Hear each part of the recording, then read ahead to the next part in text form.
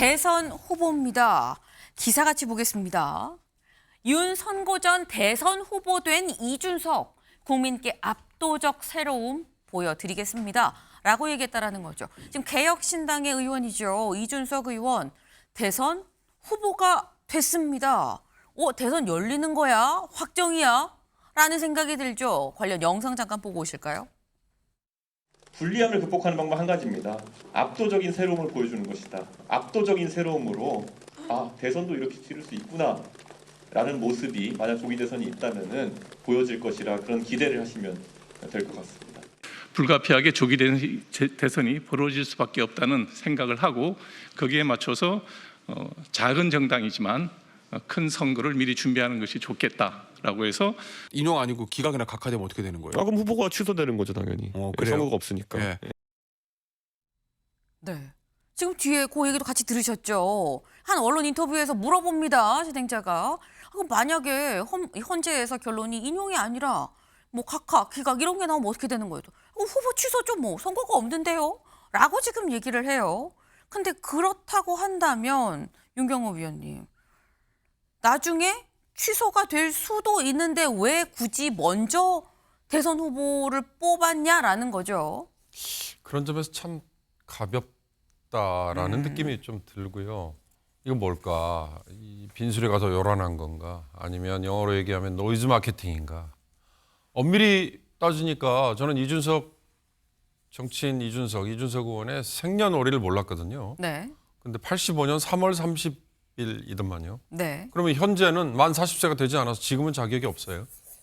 만약에 현 시점을 기준으로 한다면 그러니까 그런 여러 가지 것들이 호사가들의 입에 오르내리겠죠. 그런 점을 감안했다 하더라도 네. 조금 더 먼저 이렇게 치고 나가는 게 얼마나 유권자들에게 새롭다라는 느낌을 줄까. 이준석이라는 정치인은 청년 보수, 개혁 보수 뭐 이런 좋은 이미지였는데 네. 그 중간에 여러 잡음들, 스캔들 또 뭐 밀실에서의 거래 뭐 이런 걸로 이미지가 많이 구겨져서 저는 이번 일은 한마디로 참 이준석스럽다.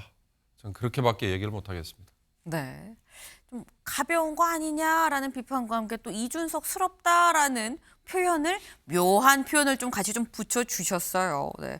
그 이준석 의원 만약에 인용이 돼서 탄핵이 인용이 돼서 대선이 열린다고 하면 개혁신당의 후보로 대선에 나가게 되는 거다라는 건데 근데 이 당 내에서 대선 후보를 뽑으려면 좀 투표를 하거든요. 대체 투표율이 얼마나 나왔느냐 보겠습니다. 찬반 딱 한 명이었었어요. 후보가. 그게 찬성이냐 반대냐 투표를 했는데 찬성, 이준석 후보 찬성 92.81%, 반대 7.19%가 나왔다라는 거죠. 근데 이게 최수영 의원님, 물론 찬반 투표는 상대적으로 뭐 이렇게 퍼센트가 높게 나오긴 합니다만 92.81%니까 오 북한이야? 약간 이런 느낌이 없잖아 드는 면이 없잖아 있어요. 네.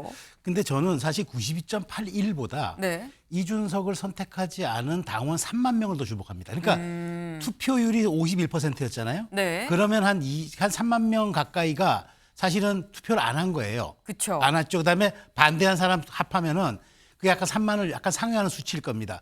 저는 오히려 그걸 주목해요. 왜냐하면 사실은 개혁신당이라는 거는 이준석 우리가 사당이라는 표현은 좀 그렇긴 하지만 이준석을 정점으로 이준석을 상징으로 하는 그런 정당은 분명하거든요.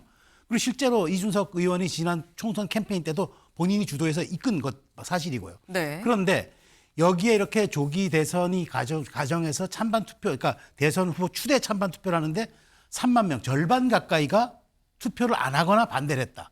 이건 저는 시그널로 보는 거죠. 그러니까 이준석 의원의 당 장악력도 예전 같지 않고 네. 이번 조기 대선을 위한 후보 추대에도 많은 분들이 정당성과 당위성을 부여하지 않았다는 거죠. 이준석 대표의 말이 정말 희화가 될 수 있는 거는 네. 대선이 만약 없으면 어떡할 거냐. 그럼 후보 사라지는 거죠. 우리 헌정사에 선거를 가정해서 대선 후보를 뽑았던 사례는 이게 아마 유일할 겁니다.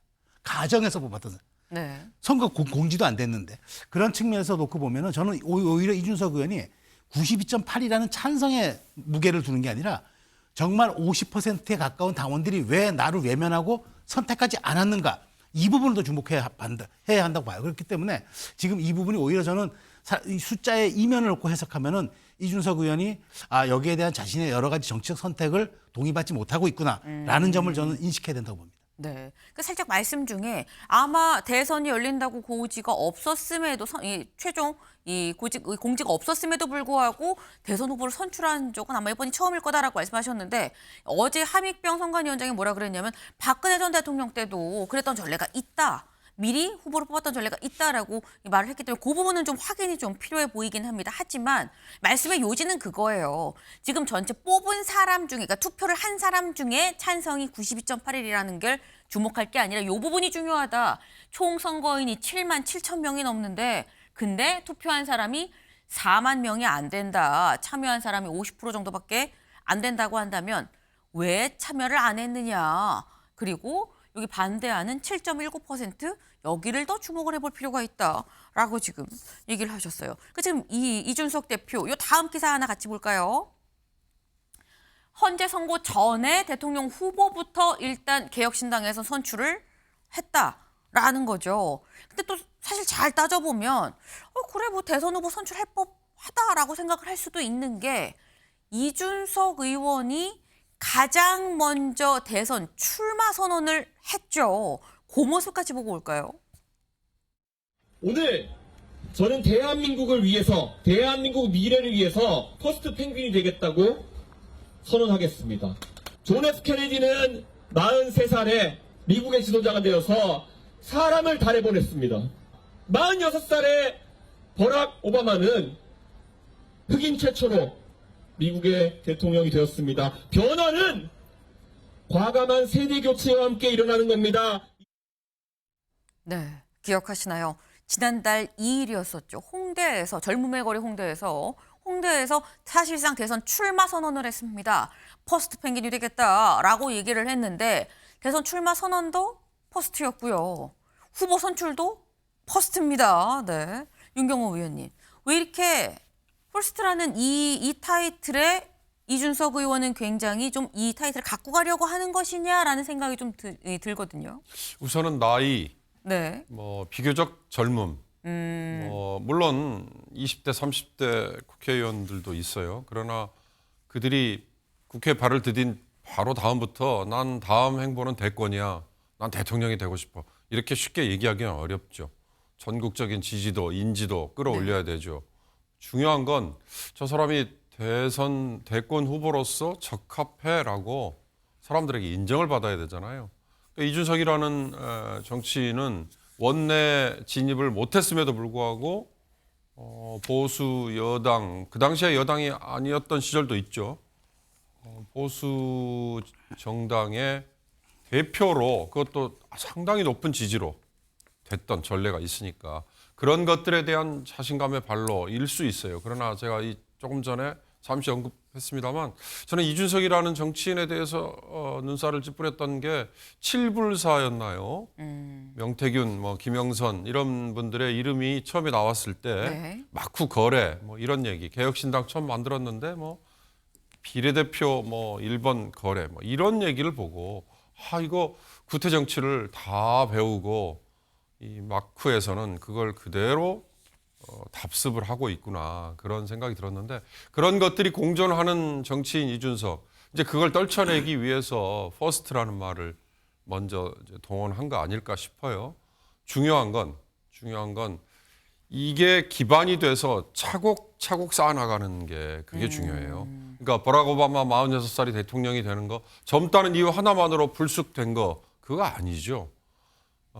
먼저 인권운동으로 시작을 하고 그다음에 일리노이주에서 상원 의원으로 나와서 인정을 받고 그런 단계들을 쭉 밟아나가면서 아까 제가 잠깐 말씀드렸던 인지도를 넓혀가는 것과 동시에 대권 후보로서 적합하다라는 걸 사람들에게 인정받는 거 그게 더 핵심 아닐까 싶어요. 퍼스트라는 얘기 하나만으로 그 적합하다는 거 인정받기 어려울 거예요. 네. 퍼스트 이 처음이라는 게 중요한 게 아니라 여기에 가기까지 그 지나온 과정들 차곡차곡 한 장 한 장 벽돌을 쌓아가는 그 과정 자체를 사람들은 보고 있다. 그게 대선 후보, 대선 주자를 만드는 그 길 아니겠느냐라는 말씀을 하신 것 같습니다. 네. 근데 지금 이 이준석 의원 일단 개혁신당의 후보로 선출이 됐습니다. 하지만 후보로 선출이 됐다고 해도 선거가 또 열려야 이 선거에 투입이 될 수 있는 거겠죠. 결국 이것도 역시 헌재의 선고에 달려 있다라는 생각이 좀 드네요.